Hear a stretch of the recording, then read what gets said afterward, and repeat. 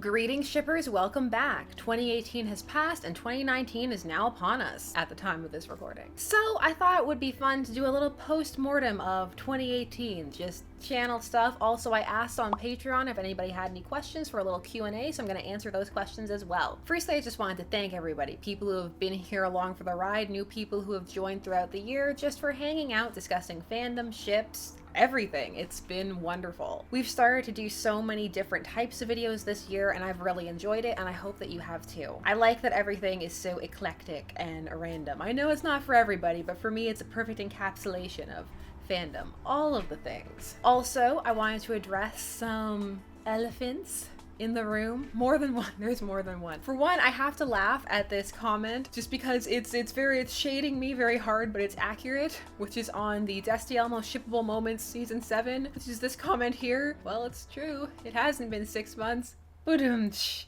been years. I do still plan to get to the things that I said I was going to get to. That means Destiel Most Shippable Moments Season 8. I'm still very invested in this, despite all the time that has passed. Also, Nigmabblepot, Supercore. I know that I was like, before the end of 2018, 100%, it's gonna be here so good. And then time moved. The thing is, I am very enthusiastic about all ships and all videos. When I say yes, I truly intend yes with all my being. Yes to all of the things. So I need to start doing that thing that other YouTubers do, which is just say nothing. But basically, I do intend to get to everything when I can. Sometimes life intervenes or schedules change and things get pushed, moved around. It doesn't mean that I've forgotten or that I don't care about them anymore. Simply that other things have emerged that have taken priority or necessity. But they're still there. I still want to get to them. I think that'll be my new statement. Instead of yes, I want to.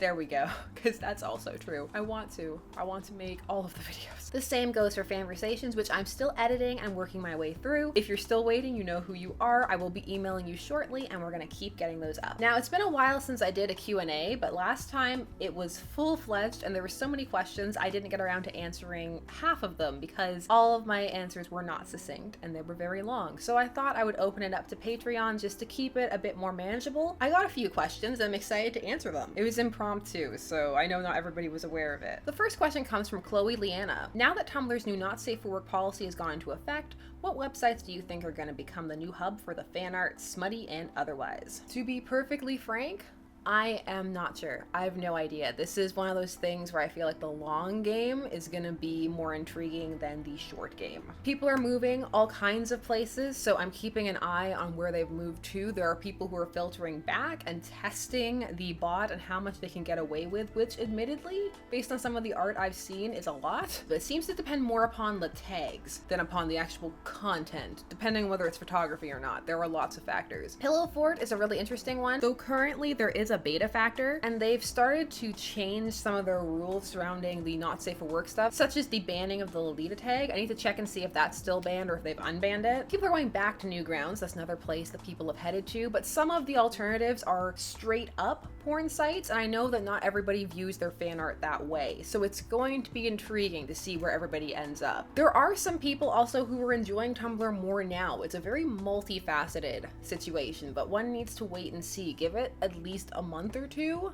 to see how things are unfolding. I feel like that answered nothing. Next question we have is from Lynn Simpson. Any theories or speculation about the new Loki limited series you can share? I'm experiencing serious Loki deprivation and need a Loki fix. Don't we all know?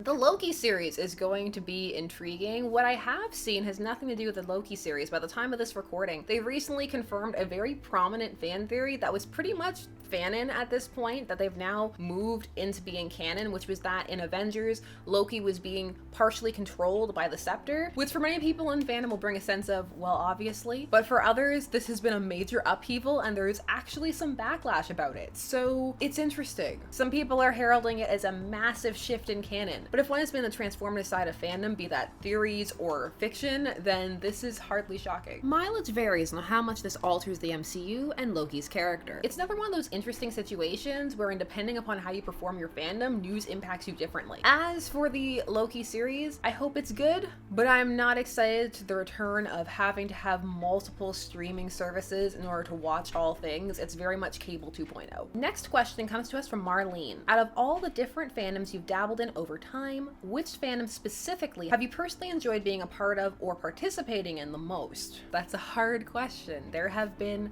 so many fandoms, more fandoms than I would care to count, for they number in, there's so many. The most fun being a part of, they're all fun in their own ways, aren't they? One of the most fun, I have to say, for me is I love being a part of the Star Trek fandom. I've been in that fandom for a very long time in so many different capacities, and I very much enjoy it. Just all of it, even how it is right now. For those who've been here for a while, you know all about the Star Trek book box that I have that's just full of Star Trek tie-in novels that I collect. I've seen every episode of every series. I'm just a massive Star Trek nerd. So I would say I enjoy being a part of that fandom a lot. It's not the only one. I also enjoy being part of Stargate, Farscape, a lot of sci-fi fandoms. As for participating, there has been participation. I am a consummate lurker, a lurker connoisseur. I lurk everywhere all of the time. But there have been a couple of times when I have been moved to be a bit more active. I would say some of those fandoms would be fandoms that my mom and I were both in,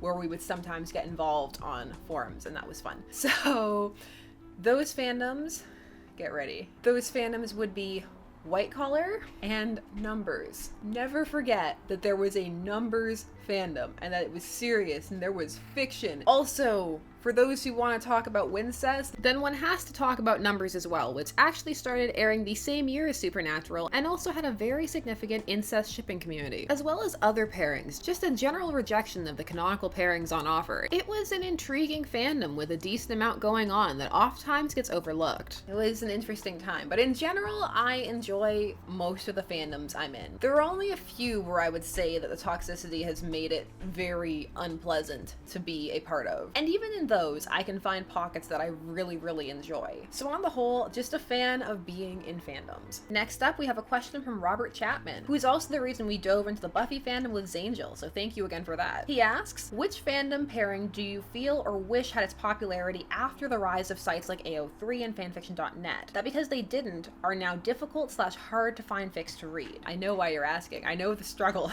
The struggle is real. Oh, classic fandoms. Need to think about it a minute. This mostly tends to happen to me, I think, with classic films or really obscure episodes of old TV shows, where I know that had they aired or happened in this day and age, there would be so much fan fiction. I'm trying to think. Now, of course, I've blanked on every single film in existence ever of all time. There are no movies or shows. What? Okay. I have one. Space 1999, an atrocious series wherein the moon is catapulted through space and they need to survive and forget about what happened to the Earth. That doesn't matter because the moon is floating through space and they all have to live their lives in this space now. That one would have been fun. I think there would have been some fics for that. A lot of the ones I'm in actually did have strong fandoms, just in zine format, so a lot of them transferred over. Not to the same amount that they would have now, but for example, Thunderbirds, there's a decent amount of transfer. Blake 7, there's a lot of transfer. Classic Who, there's a lot of transfer. It must be noted that I am a 90s kid, so a lot of the things that I grew up with also happen to coincide with the digital renaissance. Again, another one that I like but also has a lot of transfer, The Man from U.N.C.L.E. Feeling very basic right now. I suppose one I kind of wish is Star Trek TNG. It didn't really take off in the fanfic sense the same way TOS did, and the same way that Deep Space Nine did after it. There are a lot of things that I was really interested with TNG that when I go and look, there's just not a lot there, at least not as much as I wish was there. It still has more than a lot of small fandoms, but I suppose that is one that I wish had caught on a bit more. It was airing as the Renaissance was happening, but it didn't really stick or hook on the same way, especially because by the time it really took off, TNG was in its tail end. So yeah, that's one. I finally answered it. It only took forever and so much meandering. Next up is from Q. Which fandom site do you spend the most time on, / which site do you feel is most inclusive of all branches of fandom? AO3, 100% an archive of our own. I spend most of my time on an archive of our own. They have Hands down, in my opinion, the best tagging system, the most fandoms, the most comprehensive way of overviewing. I agree with their mission statement about cataloging and archiving fandom and making sure there's a space for all types of fandom, no matter how problematic or taboo. I think that that's absolutely wonderful. They also allow great mediation for authors and commenters, and also allow authors to do things such as orphan their fics, which I think is fantastic. They were created largely in response to the backlash against the purges that occurred as a new fandom hub where everybody could come, which I 100% appreciate. They're mostly fic based. You can post some art, you can do some pod fics, people post fan mix, they don't really care for that. But if you're looking for fan fiction, 100%, that is the place to go. Fanfiction.net is great if you like some of the older fandoms, because a lot of older fics are lurking there, and some people tend to post there because some of the older fandoms are more active there. All of the sites have their strong points though. It really depends what you're looking for at that moment. For me, AO3 just fits straight inside my lurker heart. Some of the others get a bit too vitriolic at times. If you like fan art, Tumblr still is a good place to go, even post-purge. Deviant art is really good. It's not as dead as people tend to make it out to be. Twitter also has a decently sized art community as well. There are also, if you go to people's pages who have Tumblrs as well as Deviant Arts, they'll also often link to other places where they're posting their art, because a lot of people have learned the lesson the hard way that it's best not to put all your eggs in one basket when it comes to fandom, and to post as many places as possible and to see as many places as possible. So always, if you find an author or an artist or a theorist or anybody that you enjoy, check out where else they're posting, because they might be posting exclusive content on different spots. So if you really like somebody, you might end up discovering a new fandom archive that you really enjoy. Also, for those in the streams, I must inform you, I am still slightly kerfuffled and confuzzled by Discord. I'm getting there. I feel so ancient. And finally, we have a question from Vampire from Pluto. Will you ever do any Game of Thrones pairings? Also, what happened to your Steric video, and will you do any more Teen Wolf pairings? Multiple questions. This is the perfect question to test out my new mantra. I want to. I do want to, I really do. As for what happened to the Steric video, that was struck down by the mighty hand of Viacom. They took it, they blocked it, they destroyed it.